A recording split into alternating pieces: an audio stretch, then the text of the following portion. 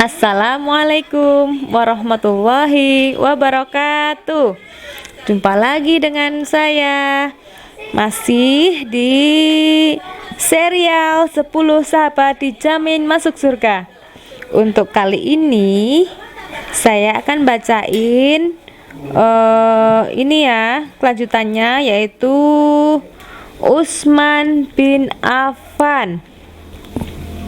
Utsman bin Affan yaitu dia adalah orang yang suka bersedekah.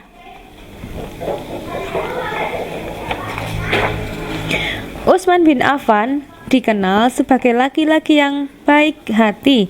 Ia berasal dari keluarga yang kaya. Meski demikian, ia tidak sombong. Kelembutan hatinya tercermin pada sikapnya. Ia adalah orang yang dermawan, suka menolong sesama, dan sangat pemalu. Suatu ketika, Utsman berkunjung ke rumah Nabi. Ketika Umar berkunjung, betis Nabi dibiarkan terbuka. Begitu Utsman datang, Nabi menutup betisnya dengan kain celananya.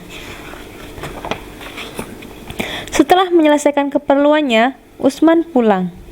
Aisyah pun berkata, "Ya Rasulullah, mengapa saat Umar datang betismu terbuka, tapi saat Utsman datang betismu kau tutupi?" "Karena Utsman sangat pemalu," jawab Nabi. Utsman bin Affan adalah hartawan. Jumlah kekayaannya sangat melimpah. Meski demikian, ia tidak pelit. Meskipun kaya, ia tidak menampak-nampakkannya kekayaannya. Ia suka tampil sederhana. Orang-orang Makkah sangat menghormatinya. Utsman sangat dermawan. Dia terbiasa memberi sedekah kepada para fakir miskin yang ada di kota Makkah. Kebiasaan baik itu tidak pernah berubah. Utsman menjadi menantu Rasulullah SAW untuk kedua putrinya, yaitu Ruqayyah dan Ummu Kulsum. Maka sebutannya adalah Zunnurain, yaitu pemilik dua cahaya. Sejak Rasulullah mengajarkan Islam, banyak budak yang mengikuti ajarannya. Hal itu membuat mereka disiksa tuannya. Utsman merasa iba dengan kekayaan yang dimilikinya. Ia memerdekakan banyak budak agar mereka terbebas dari kejahatan majikan mereka. Kebiasaan memerdekakan budak itu terus ia jalankan. Setiap hari Jumat, Utsman memerdekakan seorang budak. Dia juga bersedekah. Ia tak pernah merasa takut kehilangan uang untuk melakukannya. Hal itu membuat Nabi memuji namanya. Utsman disebut-sebut sebagai salah satu penghuni surga yang hidup di dunia. Suatu ketika, Madinah sedang mengalami kekeringan. Air bersih sulit diperoleh. Umat Islam dan masyarakat Madinah harus antri untuk memperoleh air bersih. Kaum muhajirin terbiasa meminum air Zam-Zam. Di Madinah, air sumur yang rasanya seperti air Zam-Zam adalah air sumur Raumah, tapi sumur itu milik seorang Yahudi. Ketika kekeringan, si Yahudi memperjualbelikan air. Ia menarik bayaran yang sangat tinggi kepada para muslimin. Hal itu membuat mereka resah. Utsman berniat membeli sumur itu untuk menolong mereka. Si pemilik sumur awalnya enggan, tapi setelah mendapatkan harga yang sangat tinggi dari Utsman, akhirnya ia menyerahkan sumurnya. Utsman menyerahkan sumur itu kepada kaum muslimin agar dapat diambil airnya secara gratis. Sejak saat itu, kaum muhajirin dan masyarakat Madinah bersukacita. Mereka dapat mengambil air sumur dengan gratis. Hingga hari ini, sumur peninggalan Utsman itu masih ada. Pada masa Khalifah Umar radhiyallahu an, pernah terjadi paceklik. Banyak petani gagal panen gandum dan kurma, sehingga persediaan makanan menipis. Warga Madinah terancam kelaparan. Suatu hari, puluhan unta yang membawa karung berisi bahan makanan datang ke Madinah. Rupanya, itu adalah milik Utsman bin Affan. Bahan makanan itu kemudian dimasukkan ke gudang. Melihat hal itu, para pedagang Yahudi berdatangan. Mereka ingin memborong bahan makanan milik Utsman. Mereka menawar dengan harga yang sangat tinggi. Utsman minta mereka membayar 10 kali lipatnya. Mereka tak sanggup.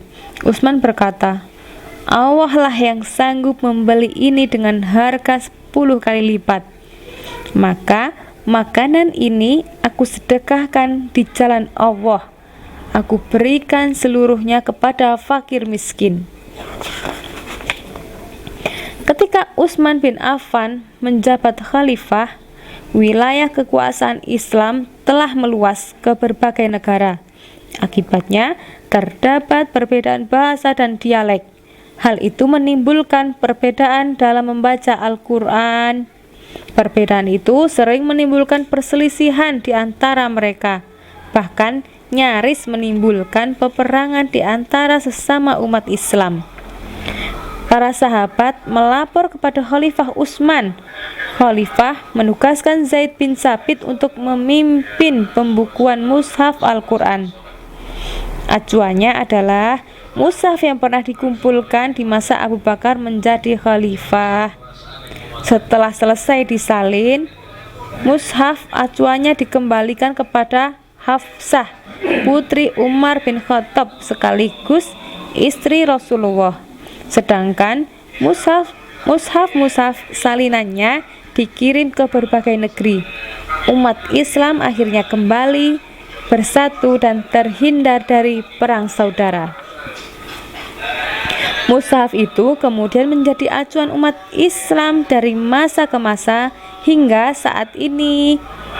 Di masa kepemimpinan Khalifah Utsman, beberapa gubernur kurang cakap dan sering mengecewakan rakyat.